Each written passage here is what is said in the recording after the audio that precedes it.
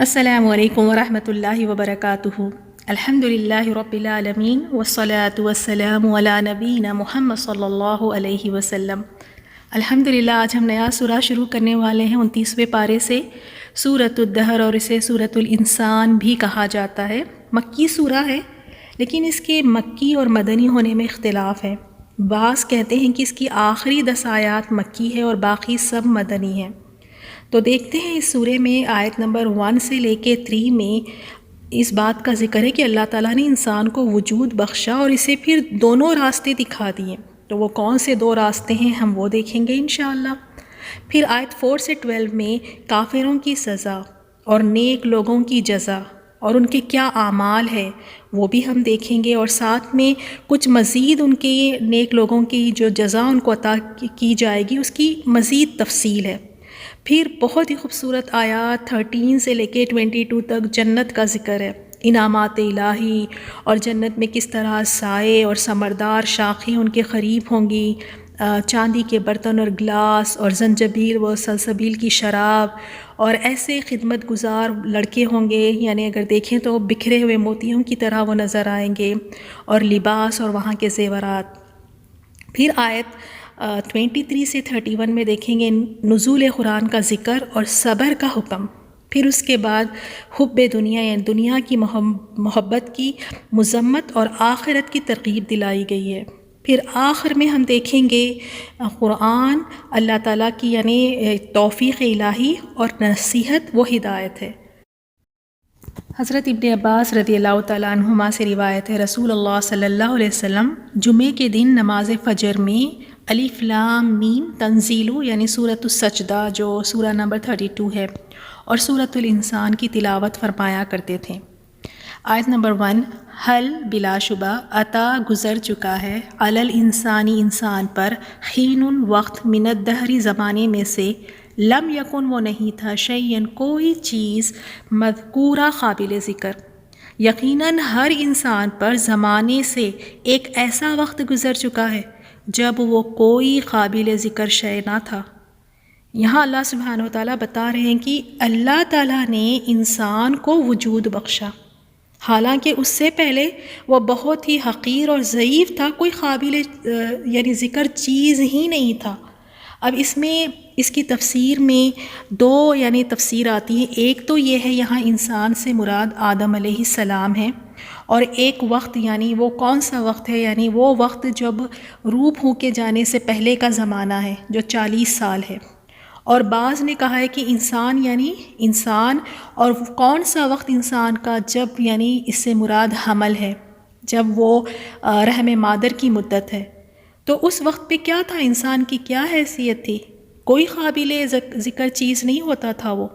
اللہ تعالیٰ نے اسے ایک شکل صورت عطا فرمائی، اللہ تعالیٰ نے اسے حسن و جمال عطا فرمایا، اور وہ اچھی شکل و صورت لے کر جب باہر آتا ہے تو کیا کرتا ہے، تو اپنے رب کے سامنے اکڑتا ہے اور اتراتا ہے۔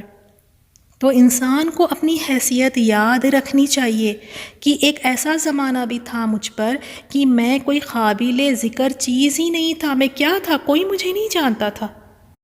اس کی حقیقت کو بیان فرمایا ہے آیت نمبر 2 میں، انا بے شک ہم، خلقنا ہم نے پیدا کیا، اور انسان من نطفۃ ایک قطرے سے، امشاج مخلوط، بلا شبہ ہم ہی نے انسان کو نطفہ مخلوط سے پیدا کیا۔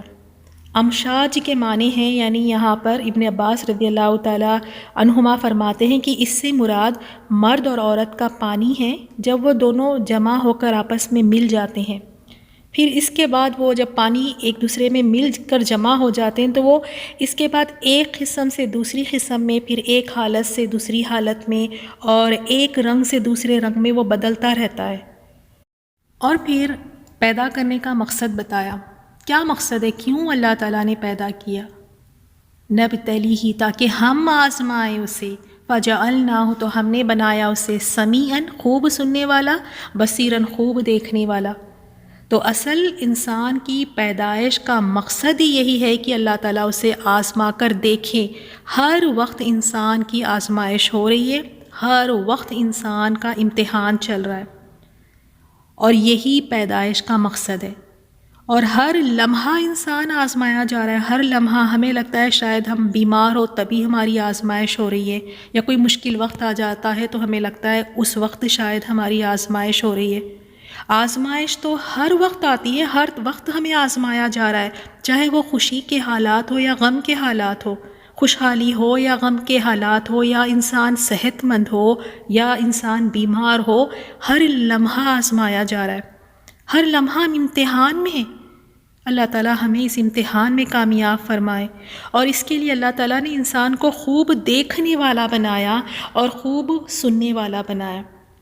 اور سورۃ الملک میں بھی ہم دیکھتے ہیں لِيَبْلُوَكُمْ أَيُّكُمْ أَحْسَنُ عَمَلًا، تاکہ وہ تمہاری آزمائش کریں کہ تم میں سے عمل میں کون زیادہ اچھا ہے. تو اصل آزمائش امتحان یہی ہے کہ عمل سب سے اچھا کون کرتا ہے. عمل زیادہ کی بات نہیں آئی ہے یہاں پر، اچھا عمل. اور اچھا عمل وہی ہے جو اللہ تعالیٰ کی رضا کے لیے کیا جائے، جو اللہ تعالیٰ کو خوش کرنے کے لیے کیا جائے، صرف اللہ تعالیٰ کے ہی لیے کیا جائے، اور رسول اللہ صلی اللہ علیہ وسلم کے بتائے ہوئے طریقے سے، سنت کے طریقے سے کیا جائے. تو اللہ تعالیٰ یہی دیکھنا چاہتے ہیں کہ ہم میں سے کون اچھے عمل کرتا ہے. تو آج اسے انشاءاللہ ہم سب نے یہی کوشش کرنی ہے کہ ہم جس طرح اپنے آپ کو، اپنے گھر کو خوبصورت بنانے میں لگے ہوتے ہیں، تو یہ بھی کوشش کرنا ہے کہ اپنے اعمال کو، اپنی عبادات کو، اپنے اخلاق کو، اپنی ہر چیز کو ہم خوبصورت بنائیں، اچھا بنائیں، کیونکہ اللہ تعالیٰ نے یہی ہم سے دیکھنا ہے، یہی ہماری پیدائش کا مقصد ہے کہ ہم اللہ کی عبادت کریں اور اچھے اور خوبصورت طریقے سے ہم کریں. اور اس کے لیے ہم نے اسے خوب سننے والا اور دیکھنے والا بنایا، یعنی اللہ تعالیٰ نے یہ قوتیں بھی عطا فرمائی. دیکھنے کی قوت اور سننے کی قوت یہ اللہ تعالیٰ ہی عطا فرماتا ہے. اب انسان یہ ہے کہ وہ اس سے سب کچھ دیکھ بھی رہا ہے اور سن بھی رہا ہے. اب اس دیکھنے کے بعد، سننے کے بعد وہ خود چوز کرے، انتخاب کرے کہ اب اس نے کرنا کیا ہے. اللہ تعالیٰ کی فرما برداری کرنا چاہتا ہے دیکھنے کے بعد، سننے کے بعد، یا پھر اس کے بعد اللہ تعالیٰ کی نافرمانی کرنا چاہتا ہے. اللہ تعالیٰ نے تو یہ قوتیں عطا فرما دی، اب چوز کریں، انتخاب کریں کہ کرنا کیا چاہتے ہو. نیکسٹ آیت میں اللہ تعالیٰ فرماتے ہیں ہدیناہ، ہم نے دکھایا اسے، انا ہدیناہ، بے شک ہم نے دکھایا اسے، السبیل، راستے، اما خواہ شاکرن، شکر گزار، و اما خواہ کفورا، ناشکرا. یعنی اگر وہ چاہے، انسان کے بارے میں اللہ تعالیٰ فرماتے ہیں کہ ہم نے انسان کو کیا کیا ہے، دونوں راستے دکھا دیے ہیں. دونوں ہم نے راستے اس کو دکھا دیے. کون سے دونوں راستے؟ ایک شکر گزاری کا راستہ اور ایک ناشکری کا راستہ. اور یعنی اس طرح اللہ تعالیٰ نے کلیئر دکھا دیے ہیں، واضح کر دیا ہے، بیان کر دیا ہے، اسے دکھا دیا ہے اس راستوں کو ہمیں. اور سورۃ البلد میں بھی آتا ہے وَهَدَيْنَاهُ النَّجْدَيْنِ، اور ہم نے اسے خیر اور شر کے دونوں راستے دکھا دیے. نجدین، دونوں راستے. کون سے دونوں راستے؟ شر کا راستہ اور خیر کا راستہ، دونوں کو واضح کر کے دکھا دیا. اب کیا کرے، چاہے تو وہ شکر گزار ہو یا پھر ناشکرا. اب اس کی خود کی مرضی ہے. اللہ تعالیٰ کسی پہ زور و زبردستی کر کے کسی کو ہدایت پر نہیں لاتا، نہ ہی اللہ تعالیٰ کسی کو یعنی کسی پر ظلم کر کے اسے اللہ تعالیٰ گمراہ کرتا ہے. راستے تو دکھا دیے دونوں، شر اور خیر کے، سننے والا اور دیکھنے والا بھی بنا دیا. اب خود ہی چوز کرو، اب خود ہی انتخاب کرو کہ کرنا کیا ہے. اور صحیح مسلم کی حدیث ہے، رسول اللہ صلی اللہ علیہ وسلم نے فرمایا ہر شخص صبح کے وقت اپنے نفس کی خرید و فروخت کرتا ہے، پھر اسے یا تو ہلاک کر دیتا ہے یا آزاد کر لیتا ہے. یہ کس طرح؟ یعنی ہر شخص اپنے نفس کو بیچ رہا ہے، خرید و فروخت کر رہا ہے. اگر وہ اچھے کام کرتا ہے، نیک عمل کرتا ہے، تو اس سے وہ اپنے نفس کو آزاد کر لیتا ہے. اگر وہ اس کے ساتھ شر کے کام کرتا ہے، گناہ کے کام کرتا ہے، تو اس نے اپنے نفس کو ہلاک کر دیا. تو یہ ہے کہ راستہ تو ہمیں دکھا دیا گیا ہے. اور شکر گزاری یہ اللہ تعالیٰ کو بہت زیادہ پسند ہے. اور شکر گزاری ہے کیا؟ شکر گزاری یہ ہے کہ یہ اللہ تعالیٰ کے جو بتایا ہوا راستہ ہے، اس راستے کو اختیار کر کے، اس پر عمل کر کے، اس پر فرما برداری کے ساتھ اس کی اطاعت کریں گے تو یہ شکر گزاری ہے. اس طرح کر کے انسان پھر اللہ تعالیٰ کا شکر گزار بندہ بن جاتا ہے اطاعت کر کے، اس راستے پر چل کے، یا پھر نافرمانی کر کے، اس راستے سے ہٹ کے نافرمانی جب کرتا ہے تو وہ ناشکرا بن جاتا ہے۔ اللہ تعالیٰ ہم سب کو شکر گزار بندہ بنائے، اور شکر گزاری یہی ہے کہ اللہ تعالیٰ کے اتنی احسانات ہیں ہم سب پر۔ پہلی آیت میں ہم نے دیکھا نا، انسان کیا تھا؟ کوئی قابل ذکر چیز ہی نہیں تھا، کیا تھا؟ کچھ بھی نہیں تھا، اللہ نے وجود دیا، اور اس کے بعد اتنا اکڑنا اور اترانا اور ناشکری کرنا۔ شکر گزاری تو یہ ہے کہ اللہ نے تمہیں اتنا سب کچھ دیا تو تم اللہ تعالیٰ کی فرما برداری کرتے، اس کے بتائے ہوئے راستے پر چلتے، اس کی اطاعت کرتے۔ تو اب جو لوگ ایسے کافر جو یعنی اللہ تعالیٰ کی دی ہوئی آزادی کا غلط استعمال کرتے ہیں، وہ جو ناشکری کرتے ہیں، تو ان کے بارے میں اللہ تعالیٰ نے یہاں پر ان کی سزا بتائی ہے۔ اللہ تعالیٰ فرماتے ہیں، اِنَّا بے شک ہم اعتدنا ہم نے تیار کر رکھی ہے للکافرین کافروں کے لیے سلاسیلا زنجیریں، و اغلالاً اور طوق، و سعیرا اور بھڑکتی ہوئی آگ۔ اللہ تعالیٰ ہم سب کی حفاظت فرمائے۔ اور قرآن میں دوسری آیات دوسری جگہ بھی فرمایا گیا ان کے بارے میں کہ اللہ تعالیٰ فرماتے ہیں، جب ان کی گردنوں میں طوق اور زنجیریں ہوں گی اور گھسیٹے جائیں گے یعنی کھولتے ہوئے پانی میں، پھر وہ آگ میں جھونک دیے جائیں گے۔ اللہ تعالیٰ نے بدبختوں اور بد نصیبوں کے لیے آگ کو تیار کر رکھا ہے۔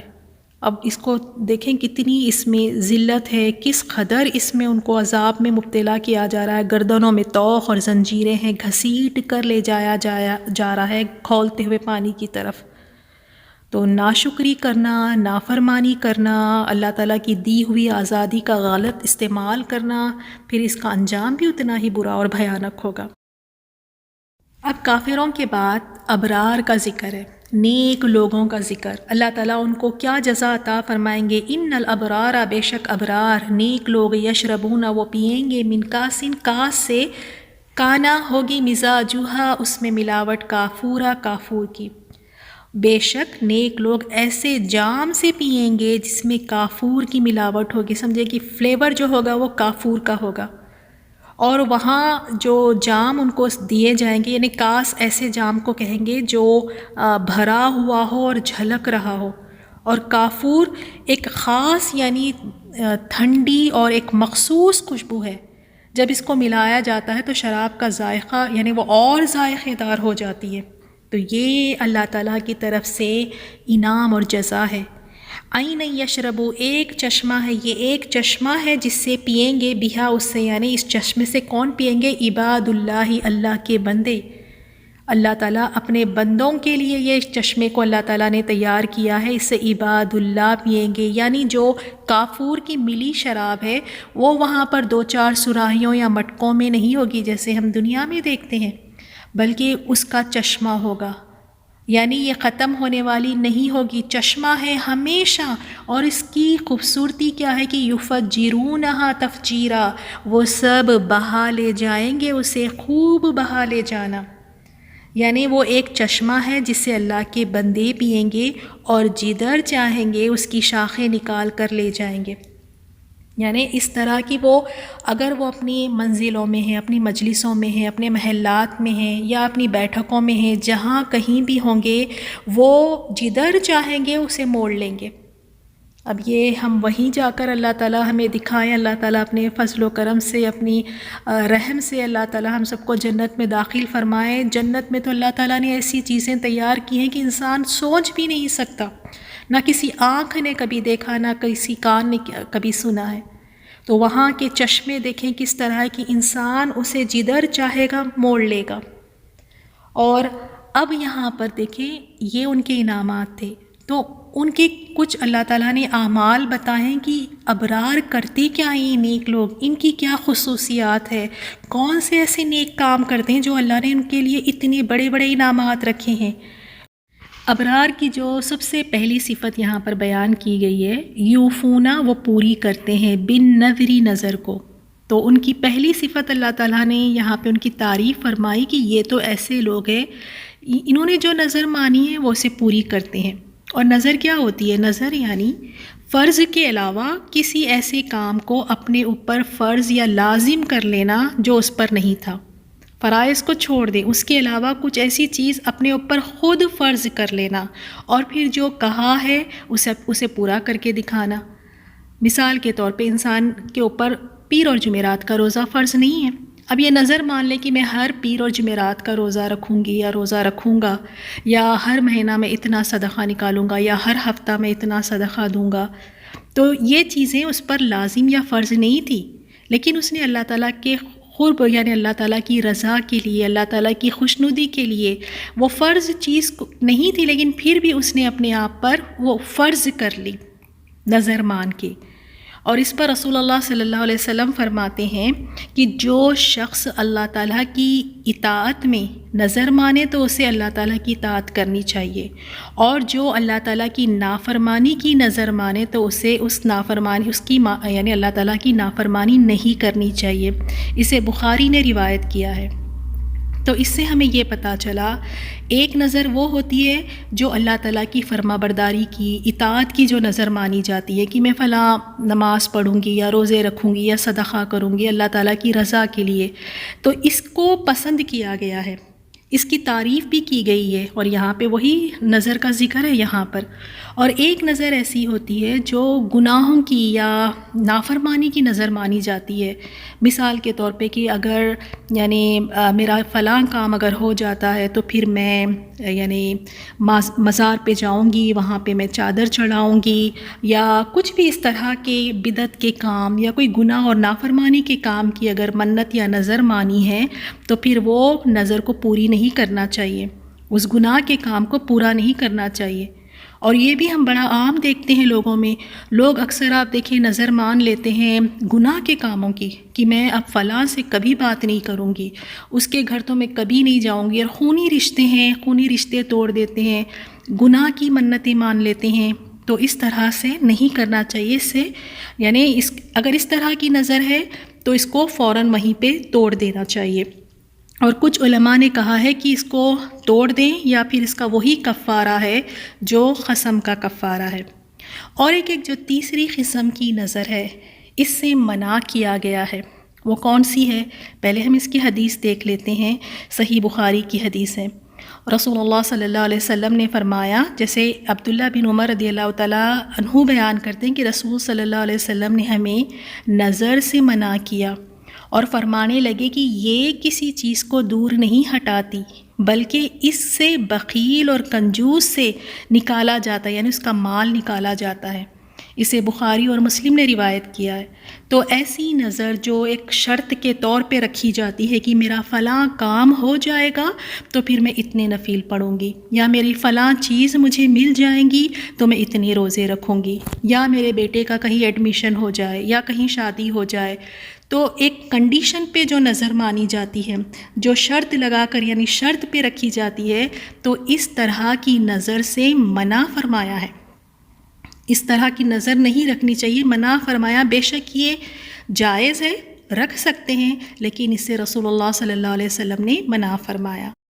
اور ابرار کی اب دوسری صفت، وہ کیا کرتے ہیں؟ وہ یخافون، وہ ڈرتے ہیں، یومن، دن کا نا ہے، شرہ، اس کا شر، مستطیرہ، پھیل جانے والا۔ اب یہاں ان کی دوسری صفت بیان کی گئی کہ اور اس دن سے ڈرتے ہیں جس کی برائی چاروں طرف پھیل جانے والی ہے، یعنی اس دن کی ڈر کی وجہ سے یہ حرام کام اور گناہ کے کاموں کو چھوڑ دیتے ہیں، ترک کر دیتے ہیں، اس کو نہیں کرتے، اس کے قریب تک نہیں جاتے۔ اور برائی پھیل جانے کا مطلب یہ ہے کہ اس روز اللہ سبحانہ و تعالیٰ کی گرفت سے صرف وہی بچے گا جسے اللہ تعالیٰ اپنے دامن رحمت میں ڈھانک لے گا، باقی سب اس کی یعنی شر کی لپیٹ میں ہوں گے۔ اللہ تعالیٰ ہمیں اس دن کے شر سے محفوظ فرمائے۔ تو دنیا میں یہاں رہتے ہوئے اس دن سے ڈرتے ہیں، ابھی وہ دن آیا نہیں ہے لیکن پھر بھی اس دن کا اتنا خوف ہے۔ اور ابرار دیکھیں، اس دن کی خوف کی وجہ سے کوئی حرام کام نہیں، کوئی گناہ یا معصیت کا کام نہیں کرتے۔ اللہ تعالیٰ یہ ڈر ہمیں بھی عطا فرمائے، کیونکہ یہ ڈر واقعی ہمیں سیدھا رکھتا ہے۔ اب پھر نیکسٹ ہم دیکھیں گے کہ ان کی اور کیا صفت بتائی گئی ہے۔ تیسری، وَيُطْعِمُونَ، وہ کھلاتے ہیں، الطعام، کھانا، عَلَى حُبِّهِ، اس کی محبت پر، اب اس کے دو معنی ہیں کہ ایک تو یہ ہے کہ وہ اللہ تعالیٰ کی محبت کی وجہ سے کھانا کھلاتے ہیں، اور دوسرا معنی یہ ہے کہ ان کو خود کھانے کی محبت ہے، وہ خود کھانے سے محبت کرتے ہیں لیکن اس کے باوجود یہ پھر بھی لوگوں کو کھلاتے ہیں۔ تو یہ دو معنی ہوئے، کسے کھلاتے ہیں؟ مسکیناً، کسی مسکین کو۔ مسکین کون ہوتا ہے؟ جو محتاج ہے، اس کو کھلاتے ہیں۔ و یتیماً، اور یتیم کو، و اسیرا، اور قیدی کو۔ تو یہاں تین کا ذکر آیا ہے کہ کھانے کی محبت ہے، خود چاہتے ہیں کہ خود کو خواہش ہے کہ اچھا کھانا کھائیں، لیکن اس کے باوجود، اپنی خواہش کے باوجود یہ دوسروں کو کھلا دیتے ہیں۔ اللہ اکبر، کتنی ایک پیاری صفت ہے، اور کھانا ہر کسی کی کمزوری ہوتا ہے، چاہے وہ کتنا ہی امیر کبیر خاندان کا کیوں نہ ہو، لیکن جب کھانا سامنے آتا ہے نا تو انسان واقعی، کھانا انسان کی کمزوری ہوتا ہے۔ تو یہ کھانا جو انسان کو اتنا پسند ہے، اس کی خواہش ہے، لیکن اس کے باوجود، کیونکہ اس کی محبت اللہ تعالیٰ سے بہت زیادہ ہے، اس اللہ کی محبت میں وہ اپنی محبوب چیز بھی دے دیتا ہے۔ اور کنہیں دیتا ہے؟ مسکینوں کو اور یتیموں کو۔ ہم بھی یتیموں کو اور مسکینوں کو کھانا کھلاتے ہیں، کیا وہ کھانا جو ہم انہیں کھلاتے ہیں وہ اسی کوالٹی کا ہوتا ہے جس طرح ہم کھاتے ہیں؟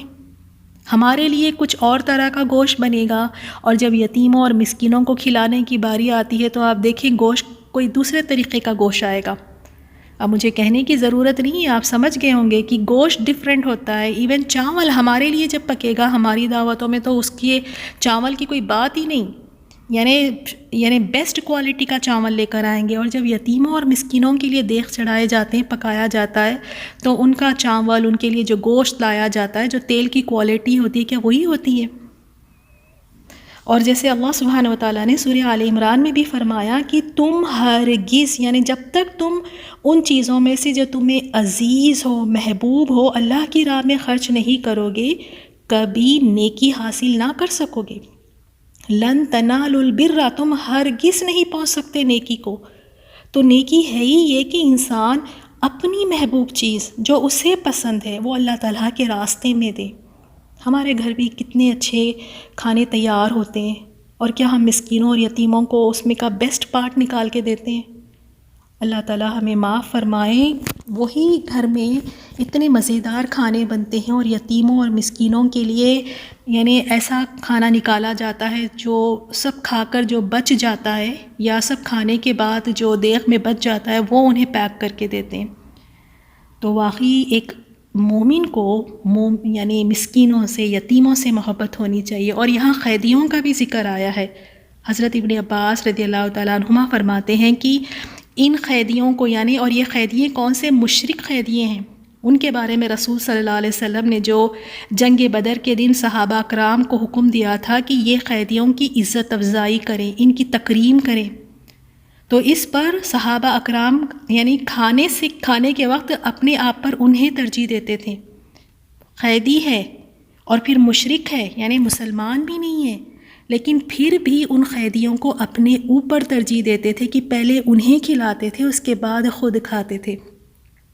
خود کھجور کھا لیں گے لیکن انہیں جو اچھا کھانا ہے، روٹی ہے یا اس طرح والی چیزیں قیدیوں کو دیتے تھے۔ اگر ہمارے ساتھ اگر ہمیں اس طرح کے کوئی قیدی دیا جائے تو ہم کیا معاملہ کرتے ہیں؟ بچا کچا انہیں دیتے ہیں۔ تو یہ ابرار کی صفت ہے، ابرار مسکین اور یتیم کو اور قیدیوں کو جو ہے نا، یعنی اپنے اوپر ترجیح دیتے ہیں، کھانے کی محبت کے باوجود بھی ان کو کھلاتے ہیں۔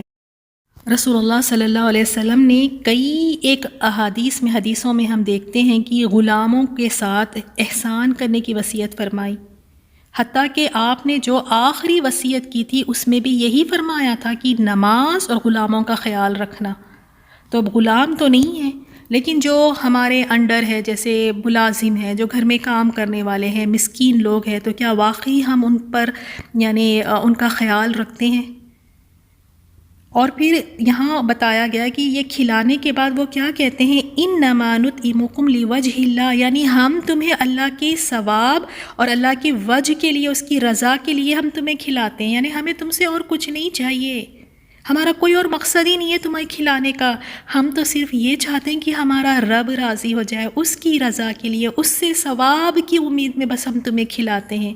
لا نرید منکم، اور کہتے ہیں کہ نہیں ہم چاہتے منکم تم سے جزان کوئی بدلہ، ولا شکرا، اور نہ شکریہ، ہم یہ نہیں چاہتے کہ تم ہماری تعریف کرو، ہمارا شکر ادا کرو، تم ہمیں اپریشیٹ کرو، نہیں، ہمیں کچھ بھی نہیں چاہیے، تم سے کچھ بھی نہیں چاہیے، ہم تو صرف اسی لیے کھلاتے ہیں کیونکہ ہم اللہ تعالیٰ کا قرب حاصل کرنا چاہتے ہیں۔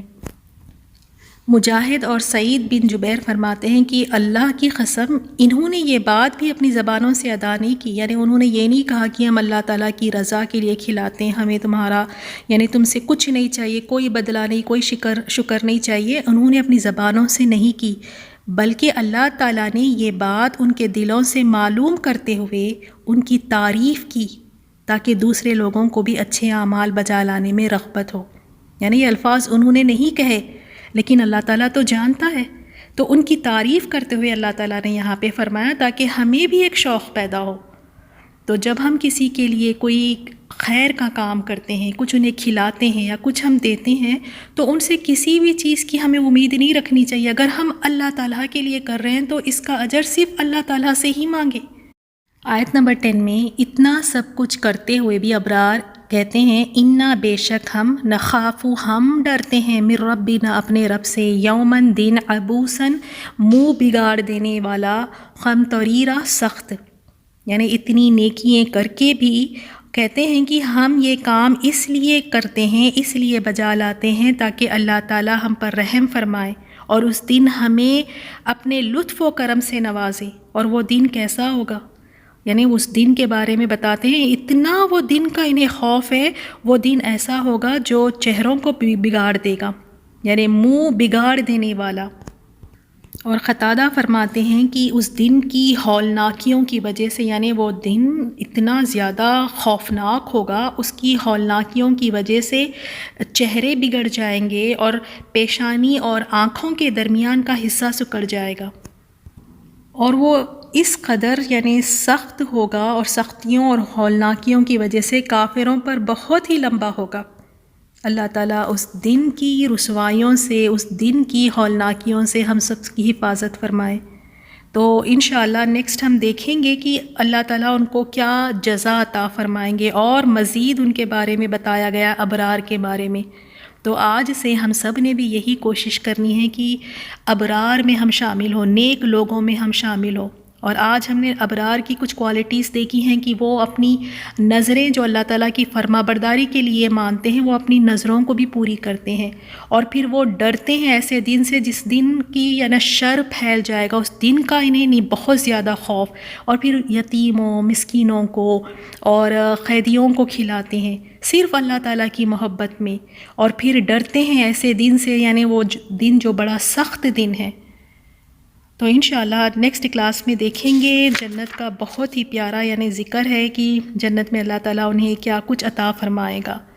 سبحانک اللہم و بحمدک نشہد ان لا الہ الا انت نستغفرک و نتوب الیک۔ السلام علیکم ورحمۃ اللہ وبرکاتہ۔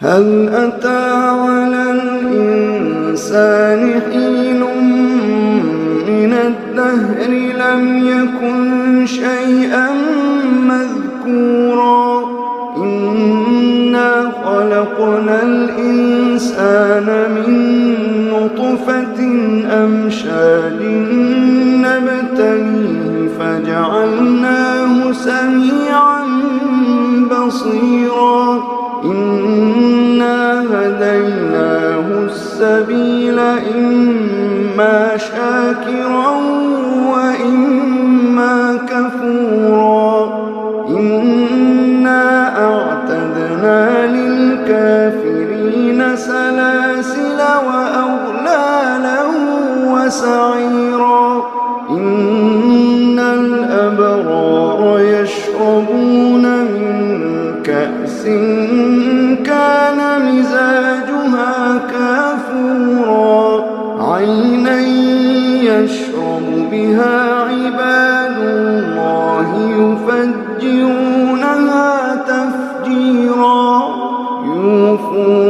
بالنذر ويخافون يوما كان شره مستطيرا ويطعمون الطعام على حبه مسكينا ويتيما وأسيرا إنما نطعمكم لوجه